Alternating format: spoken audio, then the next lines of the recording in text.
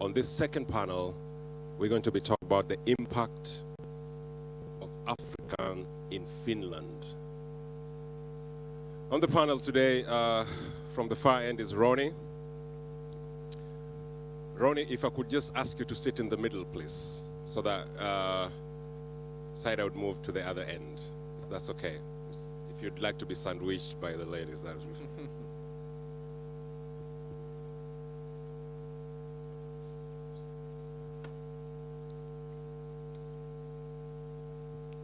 I'll start with Saida Mäki-Pentillä is a coordinator, creative strategizer, community organizer, global coordinator. She's currently a planning officer with Finnish Institute of Health and Welfare. And every other day, she works with Good Hair Day. So Saida is an organizer and activist as well. And we're going to talk to you mostly about how you represent the mixed race in Finland. Thank you, Saida, and welcome. Thank you. I guess, are these on already? It works? Good. Next in line is Ronny. Ronny Eriksson is a member of Ambitious, or co-founder of Ambitious Africa. Ronny tells us here in his LinkedIn account that he's driven by entrepreneurship with passion for people, new creative challenges, and self-development. He's been working actively in the Finnish startup ecosystem as a founder and entrepreneur. His background is combined with intensive studies at Hanken School of Economics, and he has relationships with well-constructed ecosystems, and he uses this to endeavor his goals. Thank you and welcome. Thank you. And lastly, but not least, we have Saima Mohamud, who is the founder of African Fashion Week. She's from Somalia. She was raised in Mikele, and 3 years ago, with just one, was it a bracelet? She decided to take it all the way, and 3 years later, we are talking about the African Fashion Week in Helsinki. Please, round of applause for our panelists.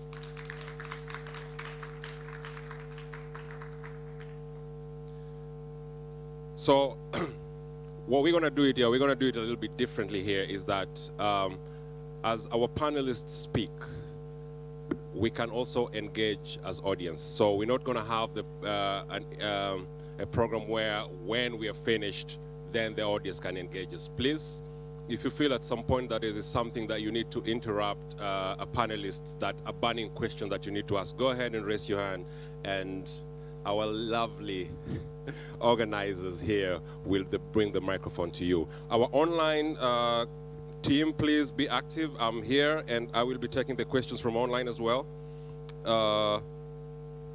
So let's begin. I will begin with Saida. Your organization has been quite active, and according to an article from the BBC, it says here that you represent the idea of a Good Hair Day was to bring the voices of mixed race, children, women, and men in Finland into the forefront. Now, how does your organization, the Good Hair Day, promote Africa in Finland? Thank you. Maybe just to add on to that and correct you a little bit, Good Hair Day is for Afro-Finns. Yes. So not only for mixed heritage or dual heritage, it's for us, Afro-Finns means anybody who is of African descent, African living in Finland. You might have been born here, you might be generations Finnish, you might have just moved here. So our focus is really to celebrate Afro-Finnishness and celebrate Afro hair. And we do this through creating safer spaces, events, and platforms where people have an opportunity to explore their own identity, whether it's somebody who is looking to connect to their African roots, whether it's somebody who's showcasing their connection to their African country already. And our aim is really to uplift our community and bring something different to Finland, to empower us and to kind of have that representation, that mirror to see that, hey, when I grow up, I can be any of these things. In Finland, we lack representation in the media, in schools, in the public sector, in the government. Although it's changing a little bit and we are hearing much more voices in the current 2 years, there's still that need for our younger generation to be driven to have that same ambition as anybody elsewhere, where the society might be more diverse, there might be more representation at all levels, where you look at the society and you see yourself reaching those goals. So yeah, that is kind of what Good Hair Day is about. Hair is the entry point.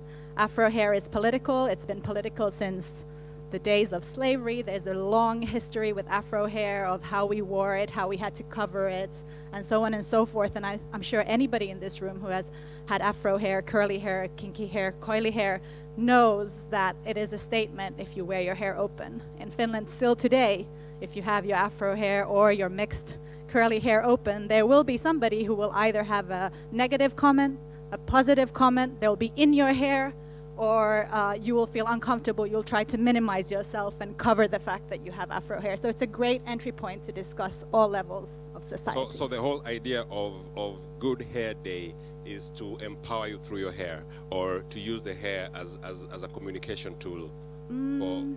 It is the hair kind of came as a start. It was started by Afro-Finns who wanted to explore their identity, but also discuss hair care.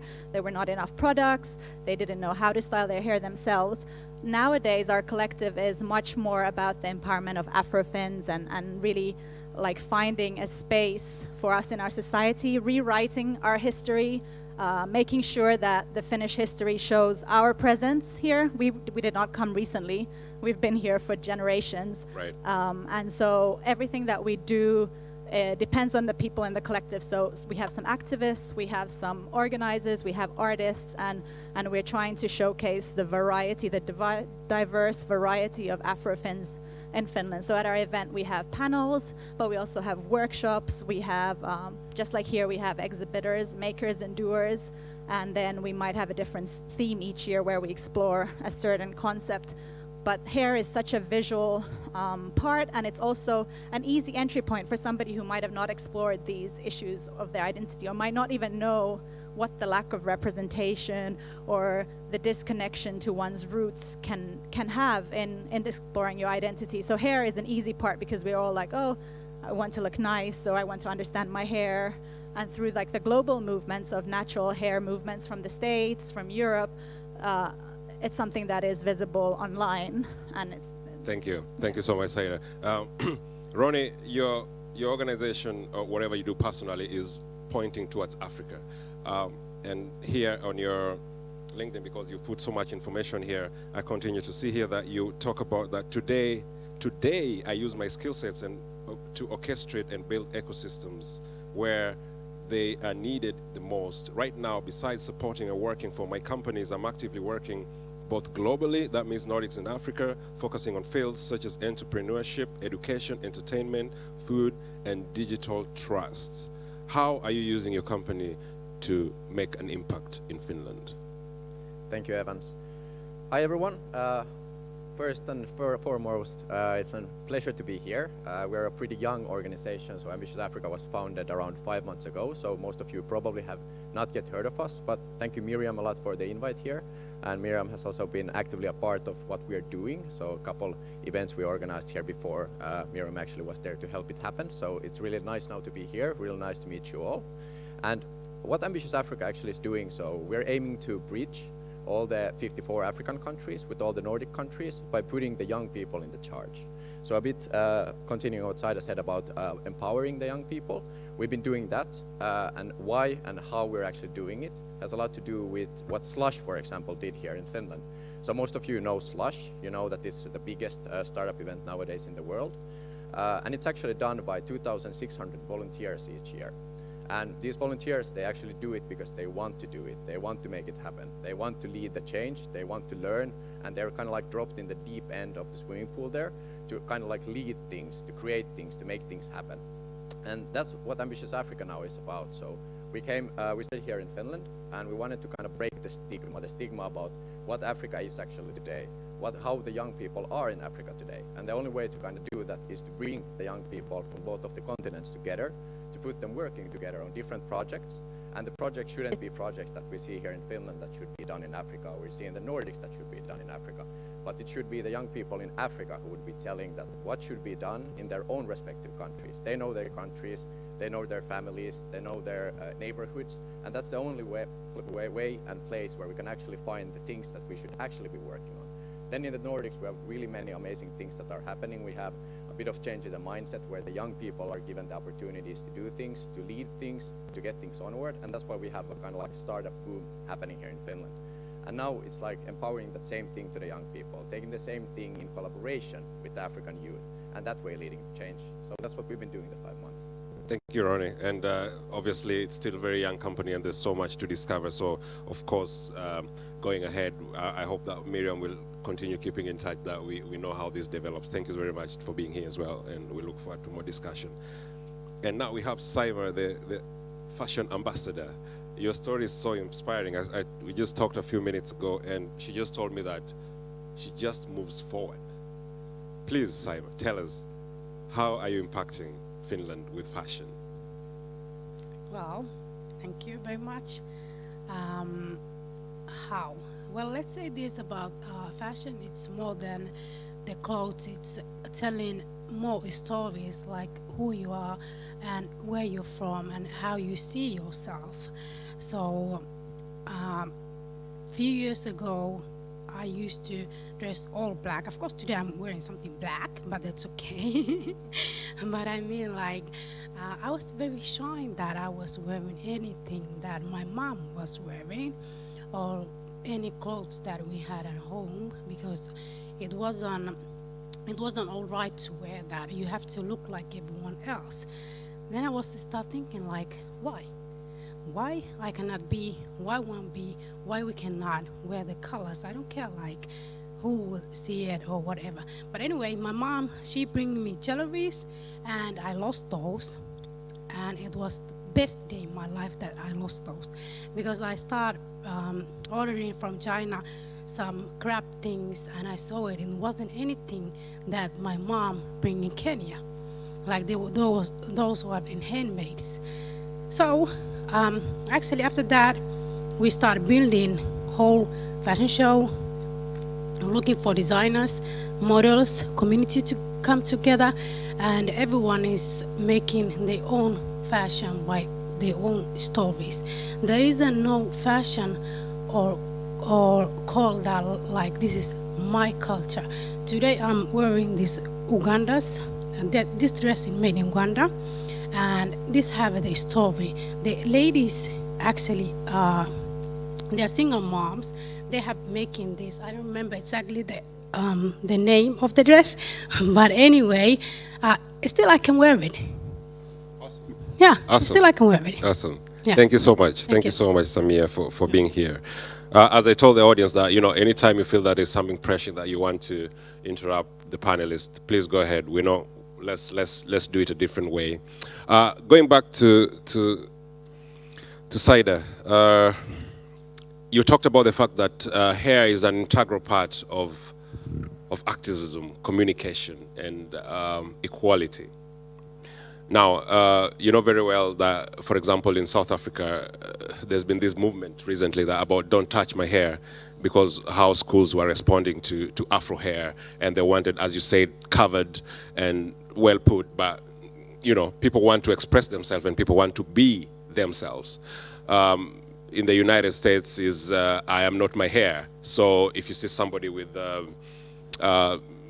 Afro-looking hair that is, put all over the place, do you hire them or not hire them based on the way they look?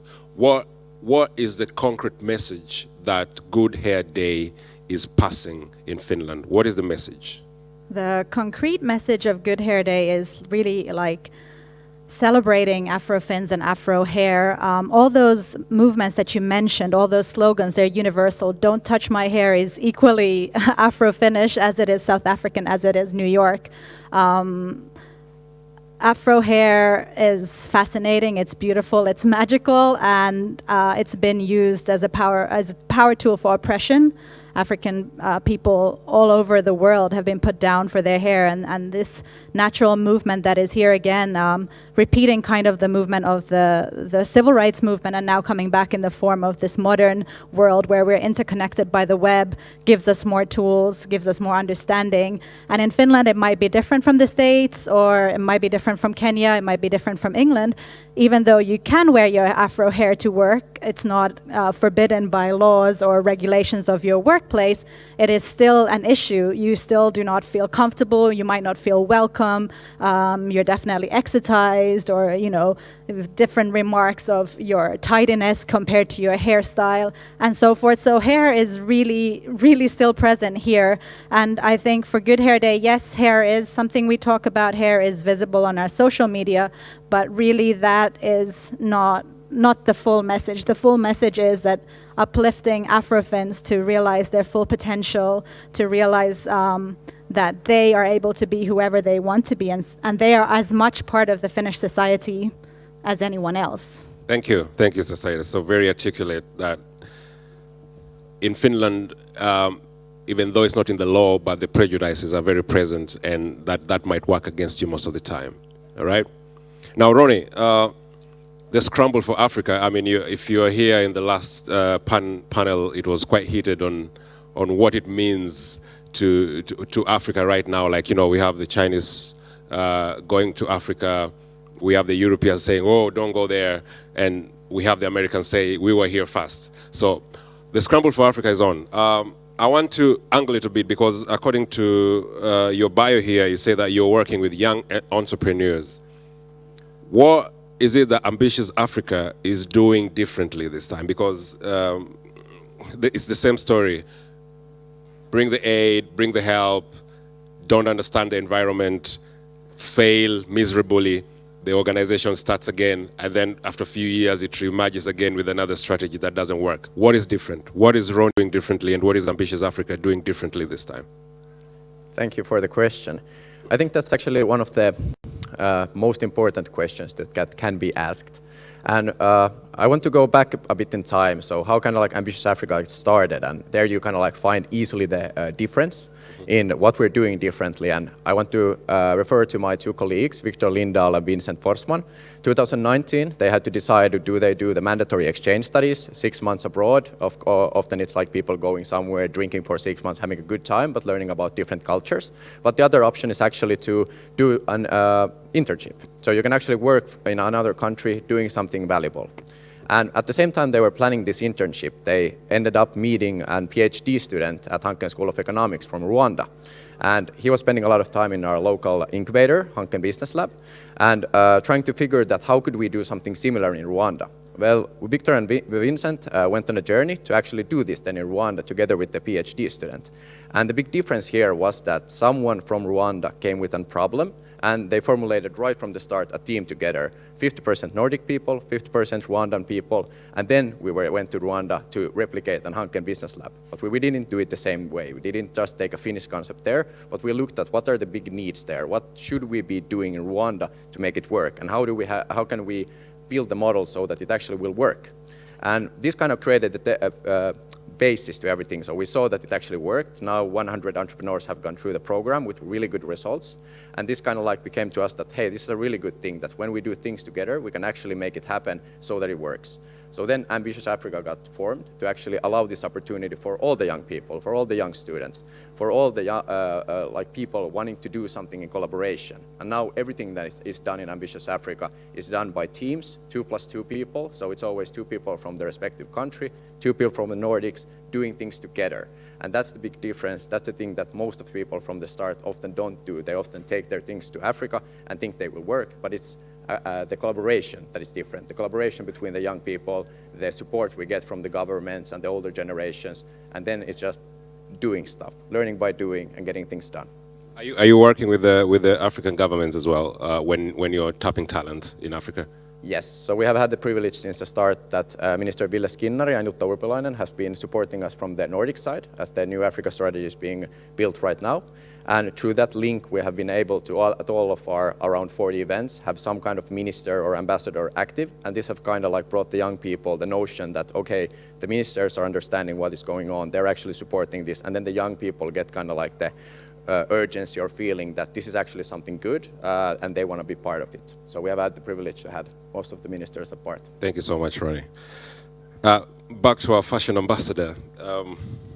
Now, you've talked about the fact that when you came here, you were wearing black all through winter and summer, probably.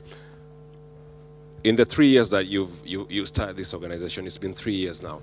What do you think is the future of African fashion in Finland? What is your take?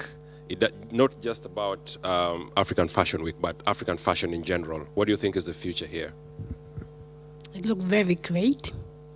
And I do believe that we will have a lot of different business also here. And we will have a lot of different new fashion styles, because at the end of the days, fashion born in Africa, even still in these days, fashion also died in Africa. So I think there will be big change. A lot of great things are coming. Great. Yeah. What do you mean by fashion was born in Africa and it will die in Africa? What does that statement mean? Well, I mean, like, all the fashion you see, even the music videos, like, everything came from Africa, even the dance. But if you see, like, all the clothes, like the oofs and things like that, they're taken back to Africa. So that means they are dying there. Right. Yeah. Thank you so much. Yeah. One thing. Yes. And actually, we are moving a little bit one step. We will have fashion and lifestyle magazine very soon. So 99% people who are doing and working that magazine, they all are from Africa. Like, I think time to be like someone who's telling your story or being interviewed, that's also changed. Right. Because now we are interviewing and we are telling what we want to tell, and we are giving window to look what kind of culture and lifestyle we have here in Finland. 99% Africans are making that magazine.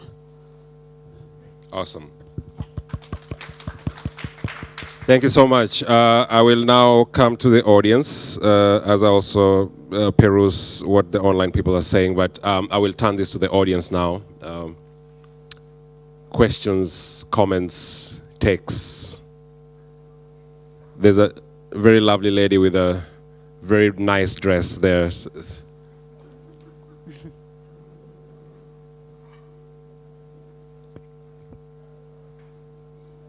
Oh, yeah. Is this working? Yeah. There's somebody behind you first. Hello, I really love all your presentations. But my question directly is to Sami. How do Somalian community see you these days?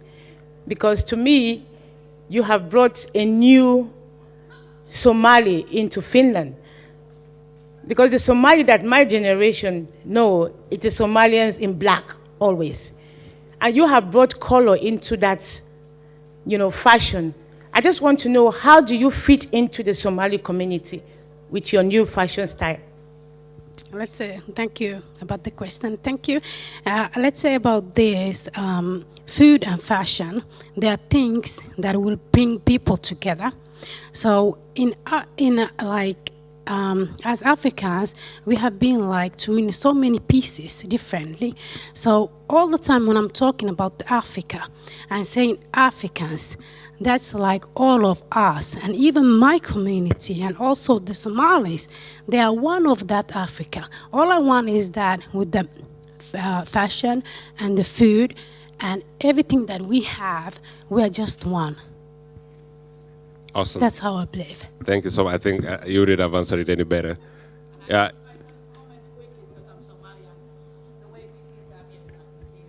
Could she have the mic, please? Thank you, Aviva.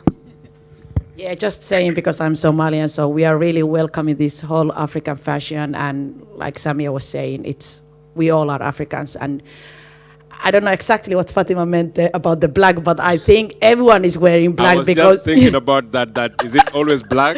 yeah, I would just trying have to put say, it in like, my I head, think but- it's because of this country, you know, Samia was saying very well, like, if you wear colorful, like, so many color, everyone will see you. Right. So I think because even Saida was saying, like, you know, because we are minority here in Finland, and it's coming now more, like, we will see more Afro-Finns people now. So the beginning, it was like a little bit shy, so everyone was wearing more of the, like, black. But I will not say only Somali people wear black, because color is all around Africa.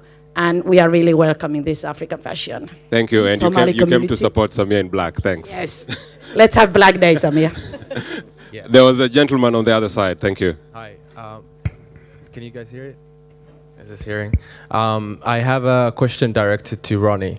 Because you said, I love, by the way, the concept behind the firm. And I'm interested in knowing that what kind of, because you said that you've been working with the youth of Africa on various projects. Could you tell us, you know, a few examples, like a concrete examples? Do these projects revolve around like certain industries or tackling certain problems?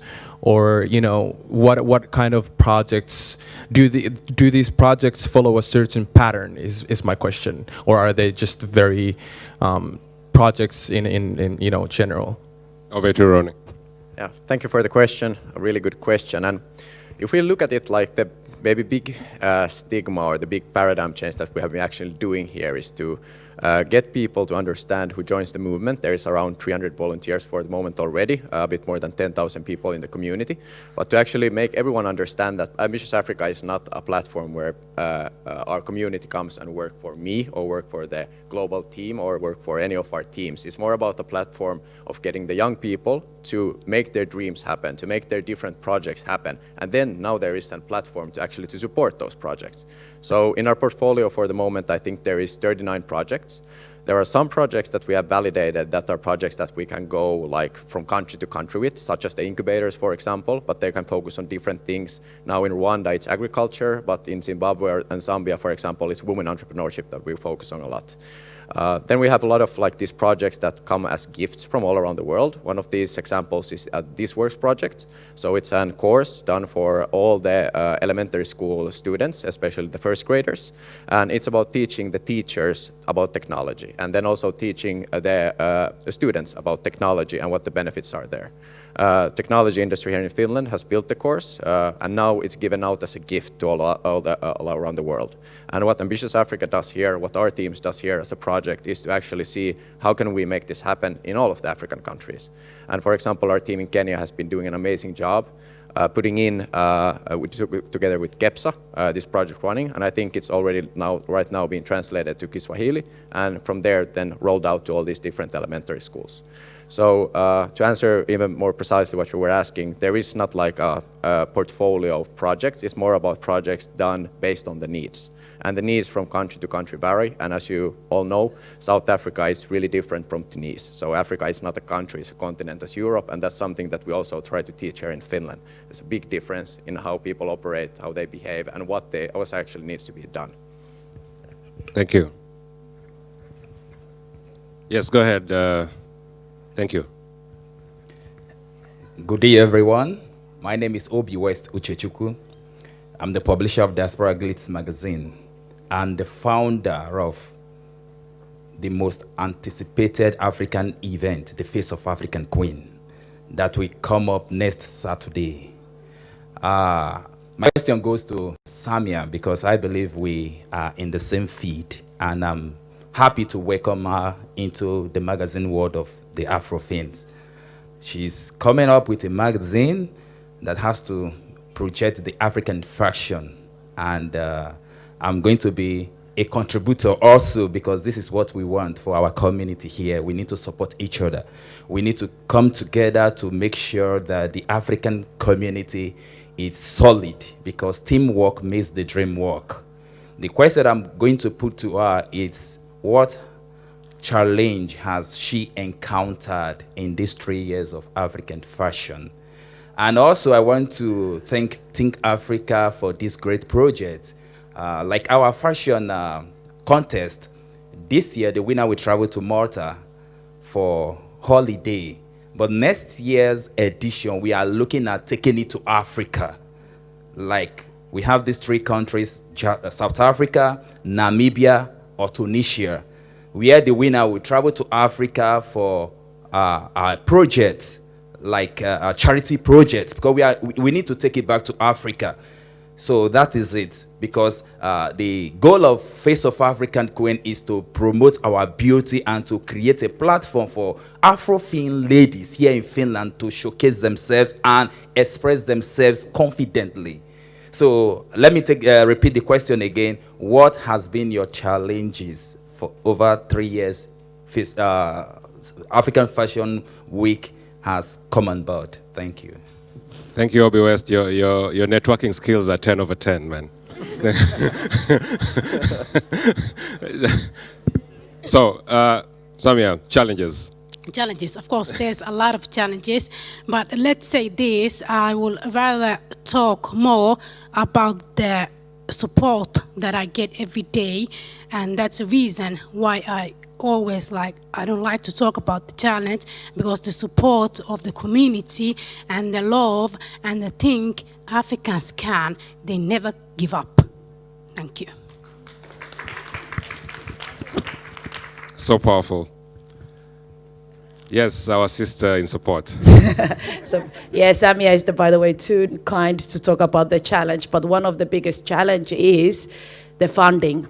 Everything, like if we really want to have big and great African fashion show, everyone have to reach out and put something on, because nothing cannot happen by only Samia, and she cannot do everything by volunteer. So everyone should really support that if we want to continue. So those are one big challenge, I have to say.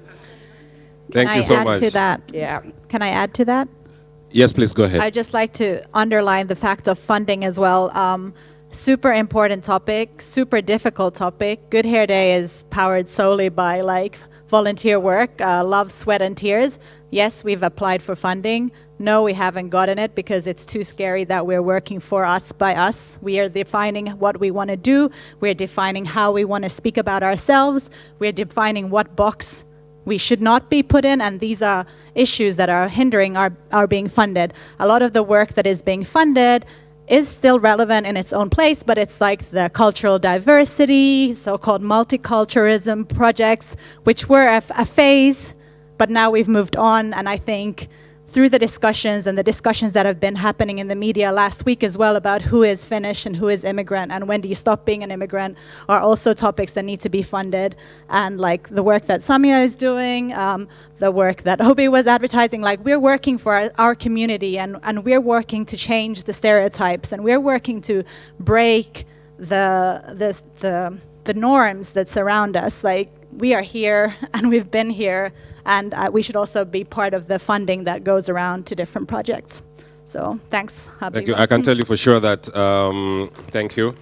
I can tell you for sure that especially when it comes to this activism endeavors or undertakings, the funding becomes a bit of a trick. I'm not saying it's impossible, but it becomes tricky because, first of all, there is the ambiguity of it. So somebody said, okay, I can't put a hand on what exactly this means. And I've seen this especially with people who are doing their dissertations. For example, I have a friend in University of Eastern Finland, and her dissertation was about racism in the labor market.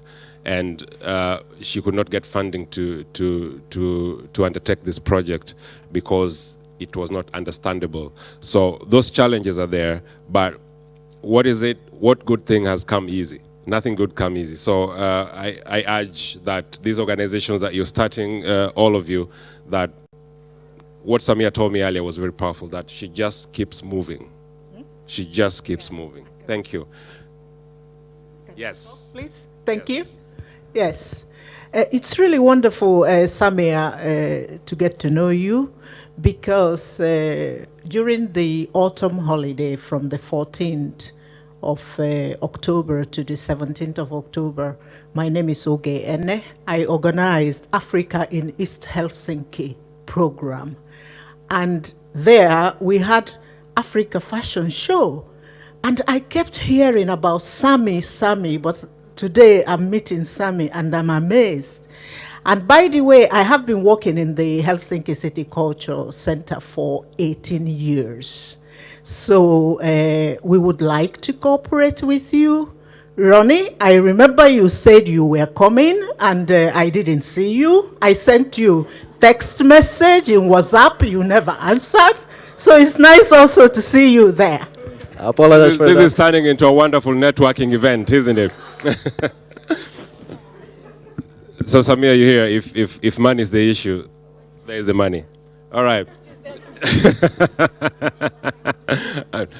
Any more questions, please? Any more engagements as we continue? I wanted to ask Ronny,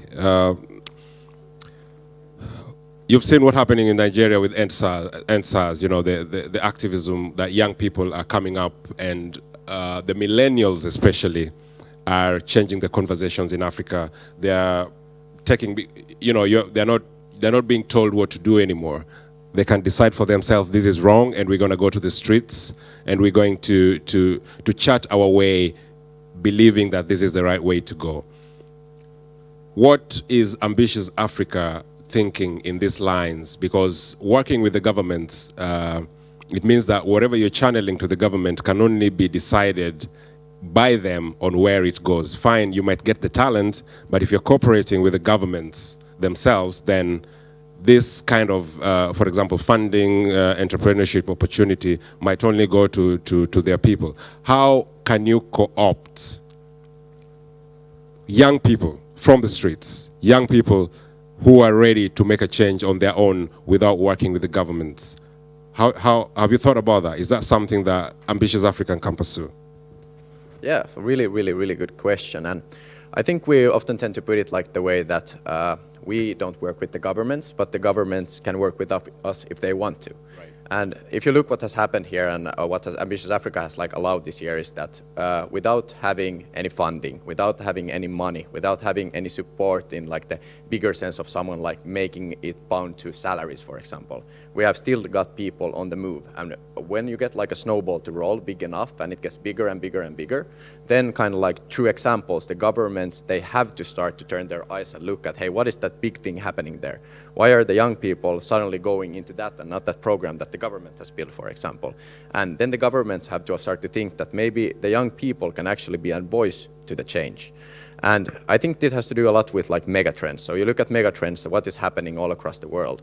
So there is a lot of similarities actually in what's happening in Finland and what's happening in Africa, for example. You have the urbanization, people are actually moving from the rural areas to the bigger cities. That's happening a lot, but there is a big difference actually in what's happening in Finland and Africa. Africa, there is a lot of young people. The amount of the young people is increasing rapidly, while in Finland, the people are actually aging. And what I thought to answer maybe to that is that Ambitious Africa is not about taking things to Africa and going to Africa, but it's also how can we get these powerful, knowledgeable, hungry young people to come here? Because here we have a big need. We have the infrastructure, we have all the education, everything that you actually need, and we don't have enough people to do those stuff. So it's a two-way exchange. It has a lot to do with the young people getting opportunities. And that's what Ambitious Africa is about. So if you're out there sitting in a cafe, exactly a similar young person to me or whoever's sitting here or whoever's sitting here in the audience, the only thing you kind of need is hope, tools, and somewhere to put that all energy in action. And that's what actually Ambitious Africa aims to do. It aims to be a platform to whoever wants to do stuff. We are here to allow you to do it. Thank you so much, Ronny. Thank you. I'm being told that we got 2 minutes left here on time. Thank you so much, panelists. I think that I feel here, I leave here more inspired that even though there are obstacles and challenges, Samia and Saida, you're talking about the challenges that you're finding here, especially to do with identity, to do with culture. to do with entrepreneurship and business and bureaucracy and all those things but there is still a way forward. And as young people, making an impact here is I think in the last panel somebody talked about that. What can you do where you are? I think it was the ambassador. That what can you do where you are, so that if you're living in Finland for the long run, you don't have one foot out and one foot in, because then your leg just stretches and you break. But what can you do also here while you're here? You know, you talked about starting with one bracelet. You've talked about the fact that you wanted to spread your wings and you found that the road to Africa is it, that there's so much talent there. You talked about the fact that one day you decided, no, my hair is not going to identify me, yet it's going to identify me, if you know what I mean. No, yeah, and I just wanted to add to that for the reason why I joined Good Hair Day and why it inspires me is that I've had the privilege to know my identity, my culture, both Finnish and East African. Yes. I've had the privilege to live in different continents, work there, study there, and coming back to Finland after so many years and finding Finland being the same Finland that it was for Afro-Finns as when I left almost. Yes, some opportunities, but that discussion and that mindset is what drives me to push Good Hair Day forward, to give that moment, that place where you can walk into a space and feel like this is for me. Nobody's judging me. I'm not going to be harassed. I'm not going to face racism. Even if it's for one day a year that is our event, it's a powerful message, and I urge you all to come and visit our event when it is in real life again, or if not, just visit it through the videos on our social media, because it's truly empowering, and it's something that we need to bring to the Afro-Finns in Finland who are not as privileged to be able to be so connected to their roots in Africa or so connected to other black and brown cultural spaces around the world. Thank you so much. Thank you so much. Round of applause for the panelists. Thank you.